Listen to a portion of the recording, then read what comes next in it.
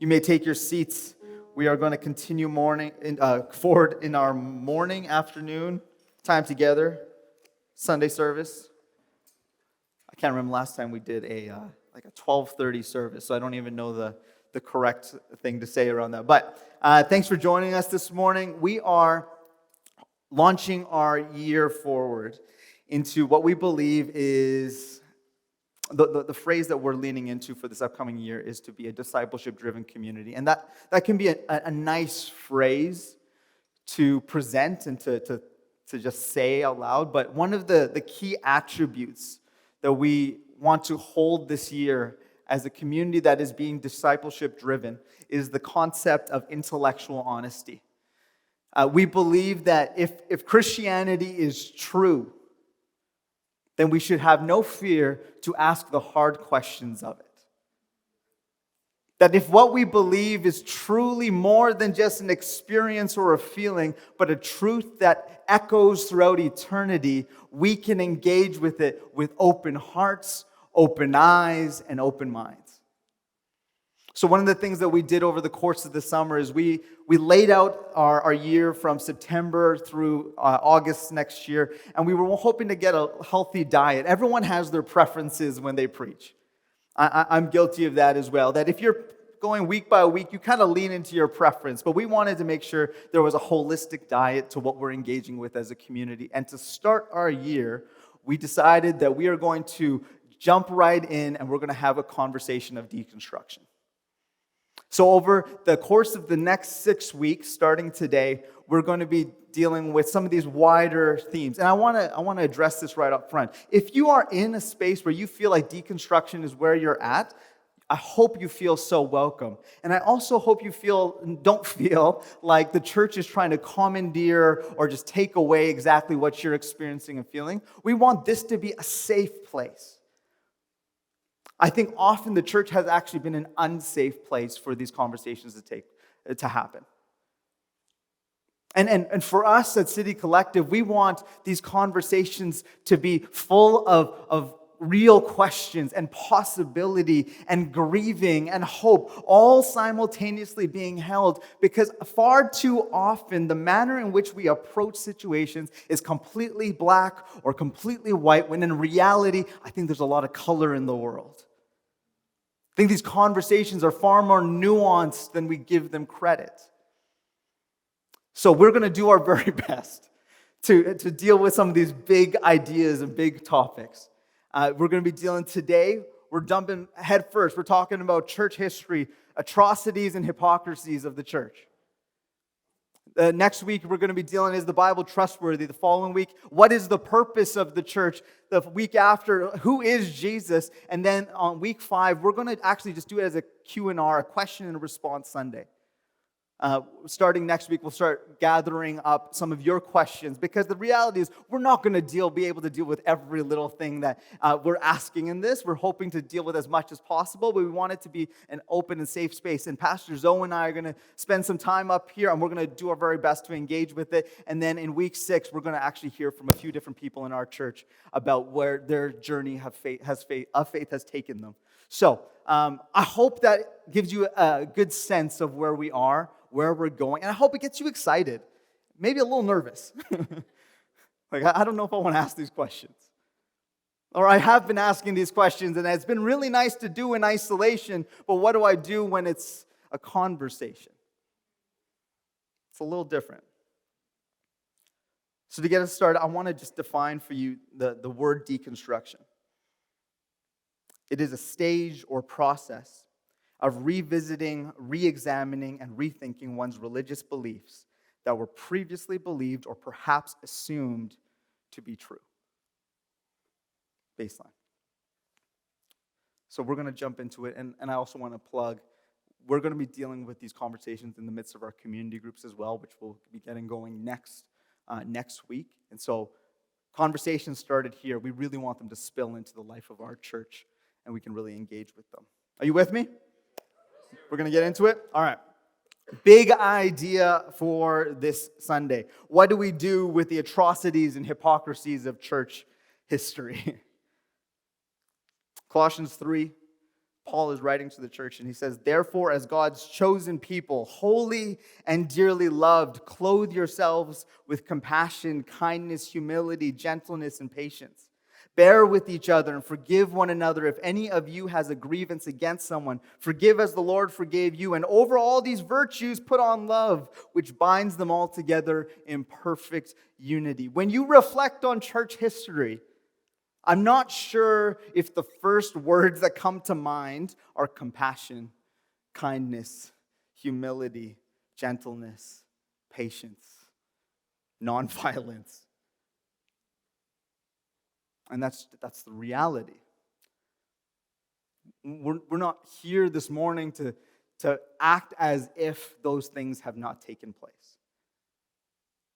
But the question we're asking is, what do we do with it? How do we really engage with it? Everyone has a music listening platform, Apple, Spotify. You still got your own old iPod that's got 64 gigs and you're just rolling through that. What if maybe you still got that? Everyone's got their playlist that they love on their go-to list. For me, it is piano in the background. I always have piano going on in the background. I find it calming, find it restful, inspiring, motivating, all the above, all the adjectives you can think of. I love when it comes to piano. I love listening to piano, and I find so much joy in watching someone who has the ability to beautifully compose and create a moment that just captures our imagination through those twinkling of those beautiful ivories. My favorite modern composition is Yaruma's "River Flows in You." Do you know it? Have you heard it? I hope you have, because it's beautiful. Adriana actually walked down the aisle to it. Just a spectacular song. I was crying because my wife was beautiful and she was coming down the aisle, but also because the music was really beautiful at the same time. It was all the above. It was amazing. It was like the full moment. It was spiritual in so many ways. And then in the midst of it, I would like to say that I would appreciate the ability to learn how to do it. So we're going to do this together. I've watched one YouTube video on how to do this, and it has not gone well. I literally just tried with Neftali, and she laughed at me, and she thought I was trying to play Fair Elise. So it was like... That's all I got. Thank you. And here's the funny piece. I grew up playing piano. I spent 4 years playing piano, going to recitals, having my mother tell me I need to be practicing piano. I grew up playing it. I saw other people playing piano. I loved listening to piano. I would invest, and I will invest time and energy into piano and into that composition. But despite it all, it's not so simple to actually capture and share the beautiful melody that we know as "River Flows in You." Micah, could you just play it for a real quick second just so everyone can capture it for just a moment?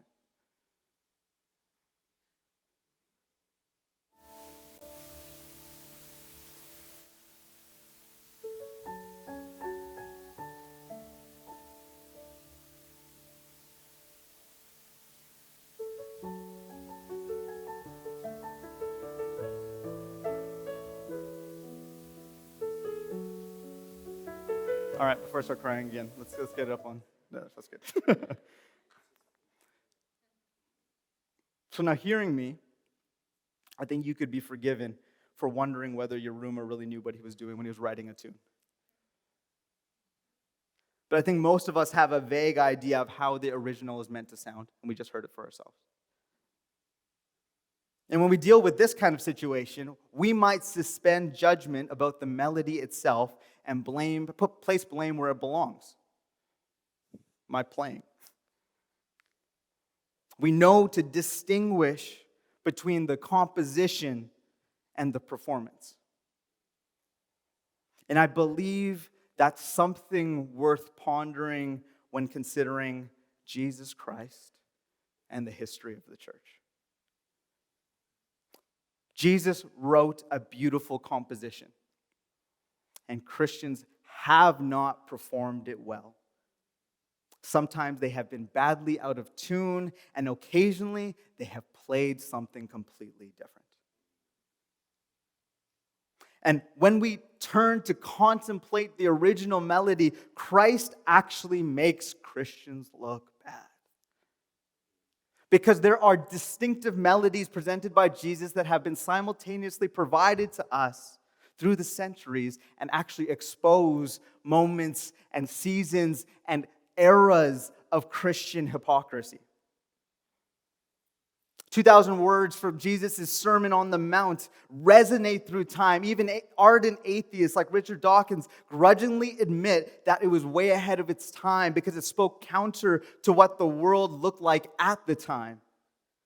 Now, by no means am I here to suggest that all of the concepts that Jesus has presented in his lifetime are completely novel in antiquity. But specifically, when it comes to the ethic of love, this was not the manner in which the world saw each other. Love does not feature in the best-known moral codes of the pagan world. Universal love isn't in the Proverbs of Egypt. It's not in the Coda, the Hammurabi, the Ethics of Plato and Aristotle, the 147 Maxims of Delphi. We find that all these things actually encompass what are called the four cardinal virtues of antiquity: justice, courage, wisdom, and moderation. Love, mercy, humility, and non-retaliation were not a part of the ideological mindset of the world prior to Jesus, except where Jesus was based out of, and that was his Jewish background. And Jesus takes the original idea within his Jewish background of this ethic of love, and he intensifies it. He takes it to another degree. And I want to take a historical vantage point of this, that we can look at something like the Sermon on the Mount, where Jesus gives a grand conversation of what love really looks like. And we can draw a line to the cross and see how Jesus shows us what love really looks like. The love ethic that Jesus presents is not just an arbitrary idea.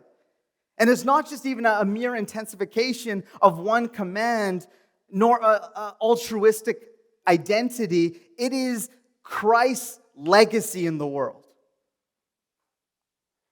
And this point wasn't lost on the followers of Jesus, especially within the first century. Within a generation of Jesus, one of his disciples, John, is writing to the Christians in modern-day Turkey. And he says in 1 John 3:16, we know love by this, that he laid down his life for us, and we ought to lay down our lives for one another. So the first melody that Christ presents is this love ethic.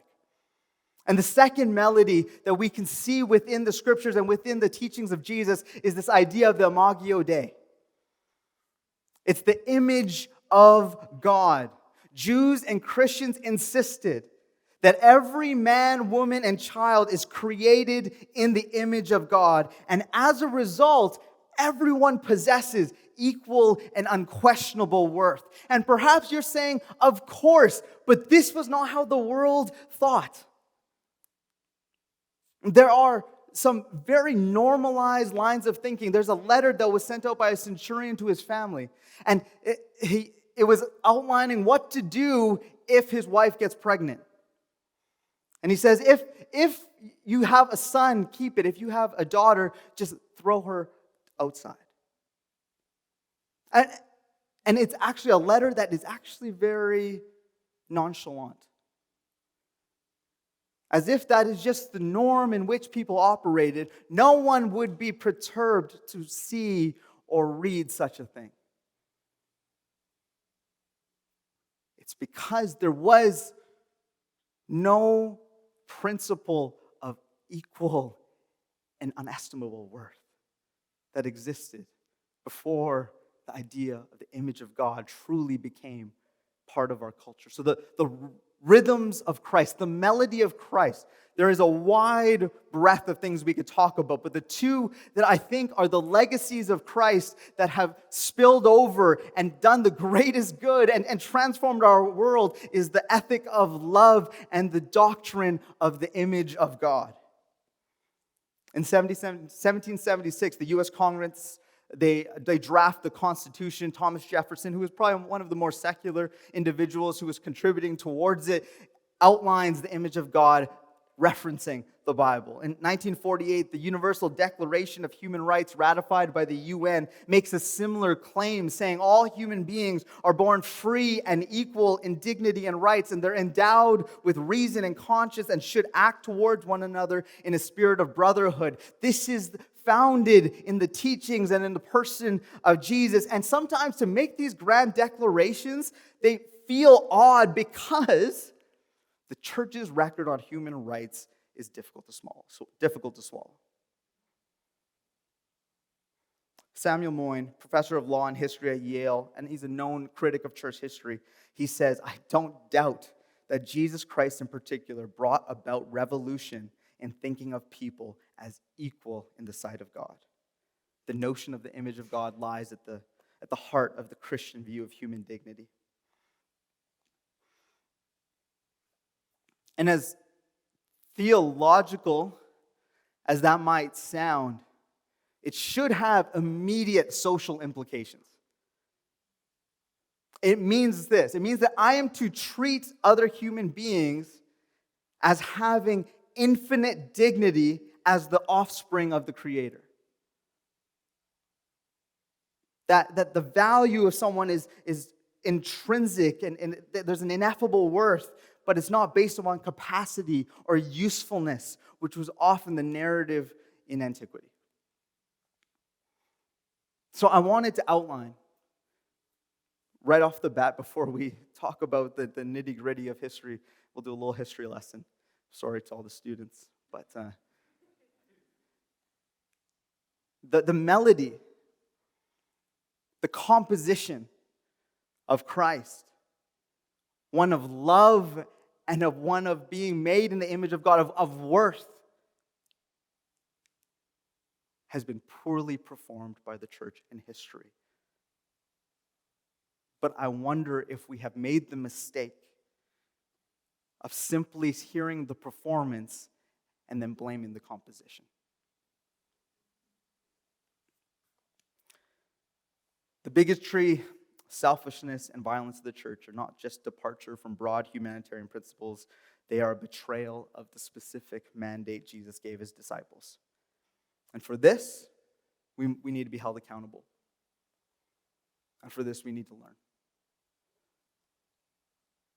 Like I said, modern secular standards can maybe make Christianity look bad.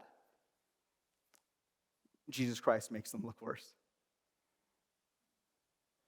And he actually demands something interesting. He demands that his followers be the first to admit this. Both in the Gospel of Matthew and both in the Gospel of Luke, he invites his disciples, his followers, why do you see the speck in your neighbor's eye, but do not notice the log in your own eye? That is to say, followers of Jesus need to be experts in noticing the log in their own eyes, freely admitting it and taking it out. Because there are good complaints. The Inquisition, the Crusades, colonialism, all part of Christianity's expansion in the world. And we've seen some pretty awful things done in the name of Jesus. Yet, the question I want to ask is, are the actions undertaken in harmony with what Jesus presented? So like I said, we're going to go through a bit of a walk through history. Please understand, this is an overview. If you want to do a deep dive, I highly encourage it. There's a book that I think is super accessible, and it's a great read. It's by an individual by the name of John Dixon, and it's called Bullies and Saints. And if you're looking to go a little bit deeper for your overview, it's a great one to dive into. That's pretty accessible. It's not a textbook, but it does a great job of sourcing well and using references that are appropriate in the process and not just isolating from a Christian perspective. It's really strong. So let's work it all the way back from the early church. Secular historians, someone like Tom Holland, not Spider-Man, but an individual by the name of Tom Holland, they also acknowledge this, it's fairly uncontroversial to say this, that Christianity gave the early West, essentially the developing West, a world west of Syria, the notion of charity, the idea that every human is equally valuable, the ethic of humility, and the notion that you can do great good in the world without power. Because the early Christians, for the first 300 years, they didn't need, and they thought they didn't need, legislative or political power. They ate, they prayed, they served, and they suffered. And they believed that they could change the world, and they did. And of course, the counterpoint to that is that they didn't keep doing that, but we're looking at this early church movement. And most historians, when they identify this movement within the first 300 years, they have no good explanation for why it took off. They were being executed, tortured, they were hated, and yet they were training up the masses, they were evangelizing, they were serving the poor, and so on. And the early Christians, they set up communities, aka churches, that had everything, and there was nothing like it in the world. Schools, welfare programs, freeing slaves, starting hospitals, caring for one another. And whenever someone came and beat them up, they smiled sweetly. And society was completely amazed at these people. It started as a non-political movement, and then there were things that went wrong. Beginning of the 4th century is what often people attribute to a major shift, and they kind of blame it on it.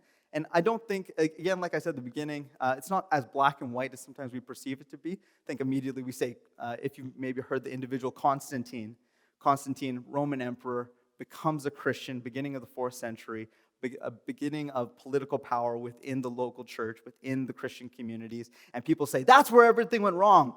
And I would say that we have things to learn about how power is used, but when it came to Constantine, he has this dramatic spiritual experience. And he says to all around him, I am now a Christian. And what he actually does is not simply just give massive power to the Christian church at the time. Instead, what Constantine does is he simply allows Christians the same privileges that the synagogues and the temples had.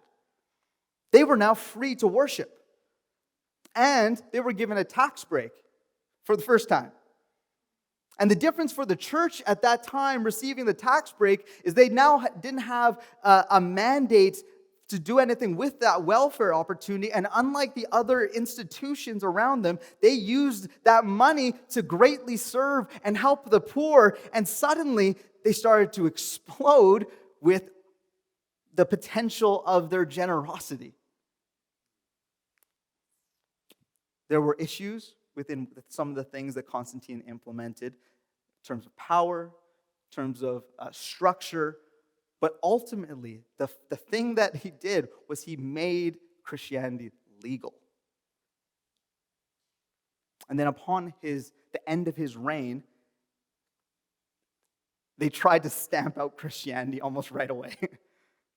And there's about like a 40-year period where there's different individuals who came into power, and they try to wipe out Christianity, and they had so much issue with the Christian church being so generous that they started to force the pagan temples to actually do that as well. And if you don't do it, then we're not going to give you the support, because clearly the only reason people are becoming Christians is because they're showing what it means to be generous with the opportunity of welfare. And this was the narrative that took place. And as this started to happen, there was a shift in the means in which the church started to integrate and relate with power. It started as a non-political movement, but it began to shift. And around the 380s, about 40% of the Roman Empire is now Christian. Emperors are now extending their power to the point that by the 4th century, they're banning pagan temples at this point, and we're beginning to see a mixture of politics, power, and the church. And it's such a weird paradox, and this is the issue that we see throughout history, that if you were to go to the city of Milan and you were to ask someone about St. Ambrose, Ambrose was a senator that was dropped in as a bishop. And so he acted like a governor. It's what he knew what to do. But if you ask the poorest of the poor in that area what they thought of St. Ambrose, they would love him because of the generosity and the manner in which he was caring for them. And then if you ask the non-Christians of the elite in the area, they would have massive issue because they were starting to take away rights afforded to them. And this is the consistent paradox that we see throughout church history, where the melody of Christ, the love and the generosity, seeing people with equal and inestimable worth, was still working and at work within the cultures that were inheriting Christianity. But yet when power began to start to become the priority, that's when you saw things go a little sideways. Here's the heartbeat. The heartbeat of the Christian faith is that God entered into the world as a humble human being, lived a life that none of us could live perfectly, gave his life on a cross for us and rose again. And the whole narrative trajectory of Jesus is a rejection of power. It is a laying down of life. It is letting the powerful Roman conquerors conquer him. So when Christians take up power and they think they can achieve God's end using power and control, it can be a contradiction to the very center of our faith. And it often is a problem. But here's the thing, it doesn't have to be also. This is the nuance. When churches are allowed power, they also humbly use it for the sake of others and not just themselves. This is what you see in the 360s and 370s where bishops, Basil of Caesarea and Gregory of Nicaea, they have the ear of secular powers. This is where hospitals were born out of. Where you saw the mass growth of actual health care for those that couldn't afford it actually start to take place because those who were followers of Jesus said, this is what Jesus shows me to do. This is what I'm going to do with the power that I have been given. Did you feel the conflict within it? Because then we go forward 1,000 years. It's 1,000 years from Jesus to the Crusades, where some of the most horrific things that you can imagine were done in the name of Jesus. And this idea of a just war had infiltrated its way into Christianity. Augustine had talked about it, and he had outlined 4 principles of a just war. And if they had probably stuck to those principles, we don't run into something like the Crusades. But instead, emperors and leaders did what we all are prone to do. And they heard, I can go to war? Great. I have the authority? Awesome. But you'll notice on the last one, it says, conducted in a way that left the defeated party unresentful in loss. I do not think that was the case within the Crusades.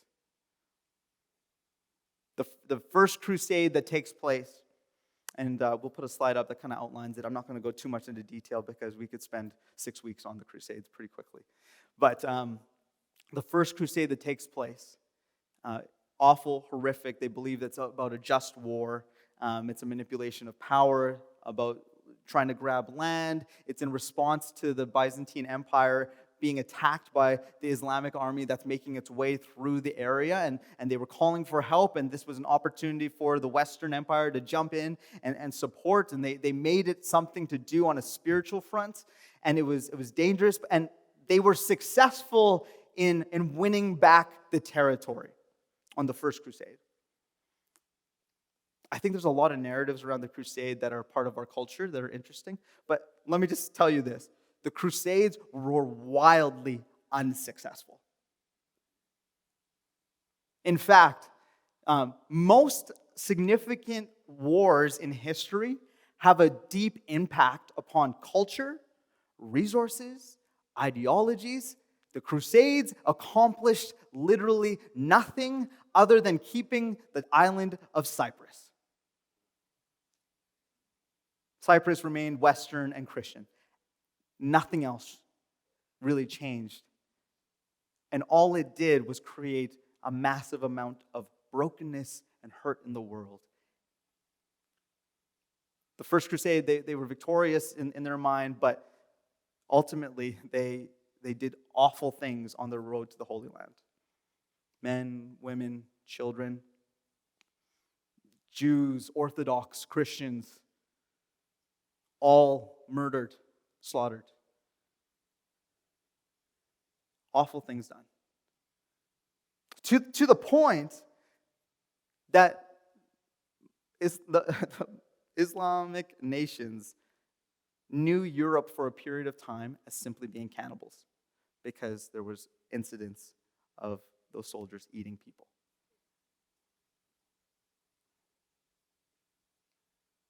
They'd lost it. The melody completely. And then they tried again and again, and they lost. They won. They would win a little battle here, but ultimately lose the war. And the Crusades took place over an extended period of time, created unrest. It actually, on one of the final Crusades, the army actually attacked a Christian city in Constantinople in the name of Jesus. A lot was done in the name of Jesus that did not sound anything like him. I'm not trying to gloss anything over.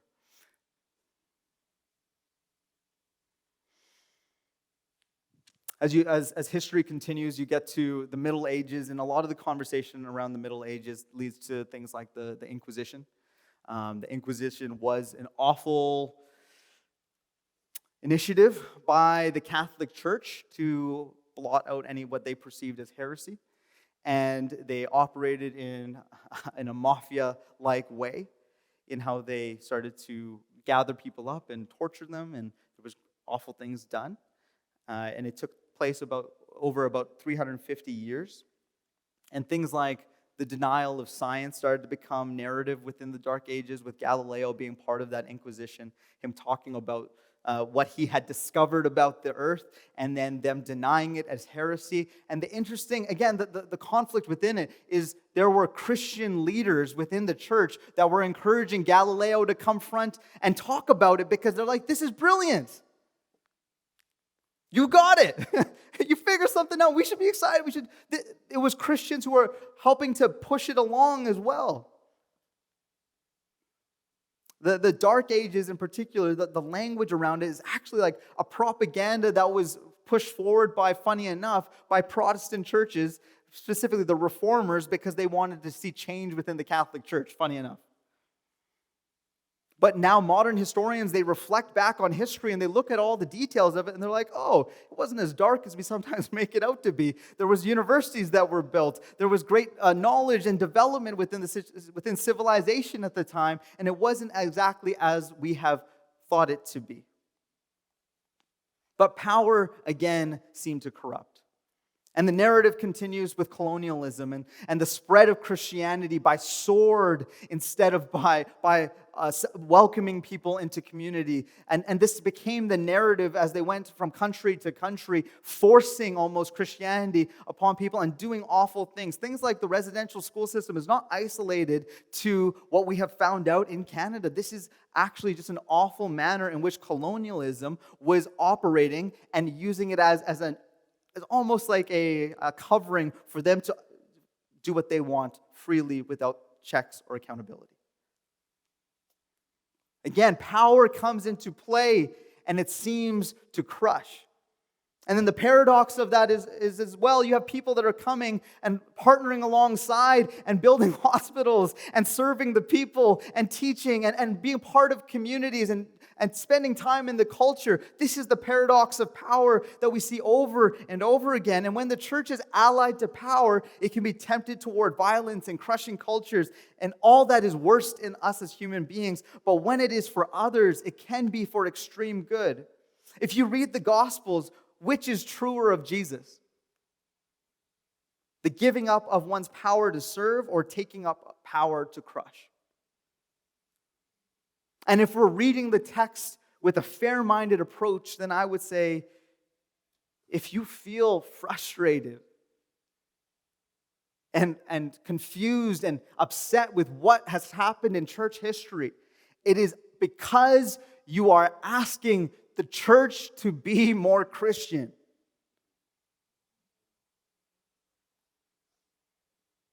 If your frustration is lying in this area with the church, you are asking the church to be more like Jesus.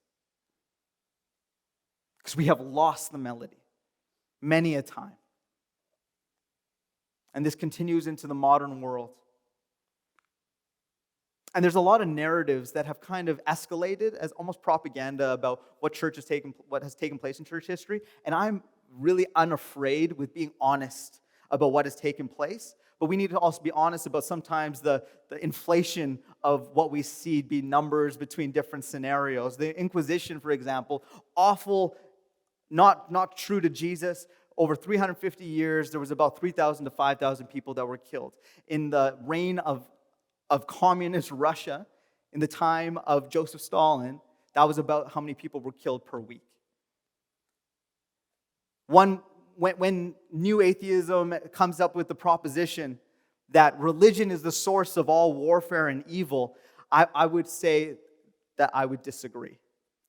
I think that Rome and Greece, eras without religion, eras modern with atheism at the forefront, prove very quickly that it has nothing to do with the church in terms of those moments. It has everything to do with the brokenness of humanity, rearing its ugly face over and over again. And in the modern world, whether we look at communist China, communist Russia, Nazi Germany, the stamping out of religion was the means in which they committed atrocities. Now, I'm not trying to say that the numbers done in church history, they're less, therefore they're better. That's not what I'm saying. But what I am saying is that when the church gets it wrong, it's because they start looking like the world. And when the world gets it right, they start looking like Jesus.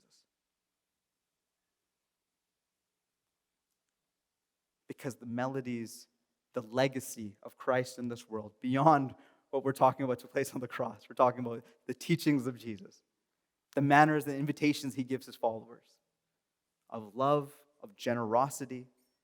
They extend so much farther than simply just a nice idea. They begin to really transform the world that we live in.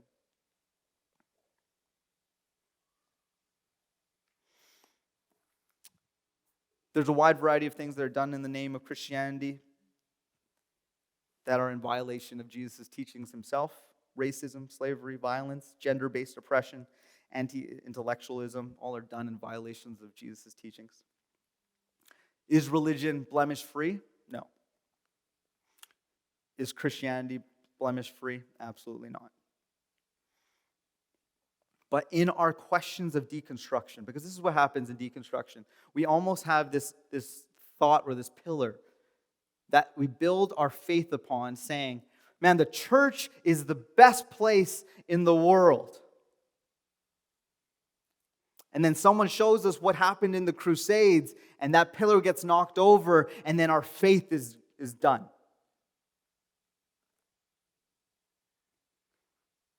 The church is the best place in the world when it looks like Jesus. And so when the church doesn't look like Jesus, then we have a responsibility to call the church to account. Society and secular culture has moments where they do good things and they call out negative aspects or evil or harmful aspects of the church. The real change that has taken place within the church throughout history has been reformation from within. Over and over again, it has been faithful followers of Jesus who have been like, we don't sound like the melody of Christ anymore. This doesn't look or sound or feel like anything Jesus would want to be part of. And instead of giving up on the church, those people leaned in because they knew it wasn't about a building, it wasn't about an institution. It was about the life-changing message of Jesus getting into the world. So they were going to fight as hard as they could to make sure that message stayed at the forefront.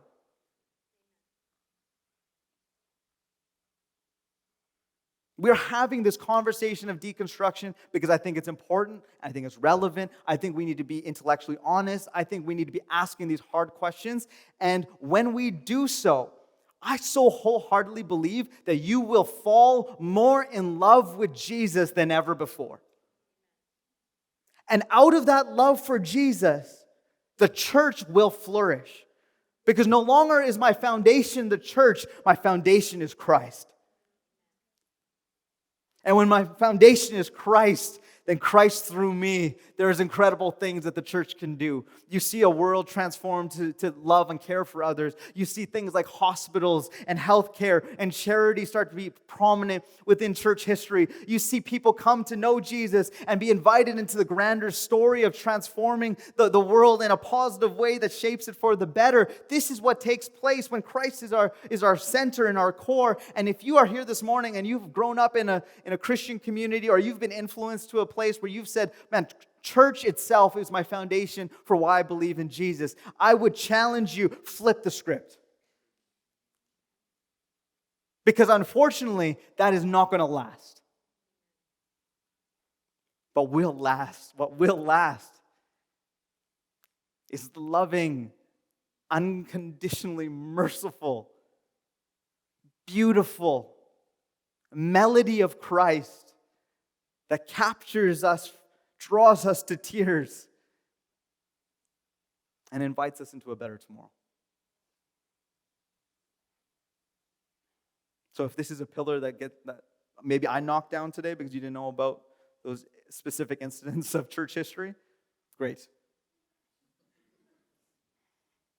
Because there's something better. That's not the pillar you want. It's not the pillar you need. It's Jesus. And Jesus alone. Let's pray. Heavenly Father, we give you thanks. That in a moment like this, we can come before you. Open minds, open hearts. Overwhelmed to the point that we are just so grateful to be in your presence. Father, I just feel upon my heart right now. For every person in here, the fact that we are made in your image is also an invitation. This beautiful worth that is within each and every single one of us. And for those who feel like they have gone so far away that they don't feel like they're made in the image of God anymore, I pray that you just begin to heal their hearts and show them that rhythm that was there within them from the very beginning, to be made in the image of God, to have that rhythm and that melody within them can be discovered anew, can be found afresh, can be foundational in life moving forward. I just pray that they begin to transform from the inside out. I pray every single person here just discovers and knows that they are made in the image of God, that discovers and knows that they are loved beyond compare, that the legacies that you have left in this world, Jesus, are the legacies of your church moving forward, of your people moving forward. And where we have fallen short, forgive us. We repent. And we choose to turn around. And when we fall short again, we know your grace meets us again. Give us the courage today, give us the boldness today to ask the questions knowing that you meet us within it. To you be the glory and the honor and the praise forever. Amen.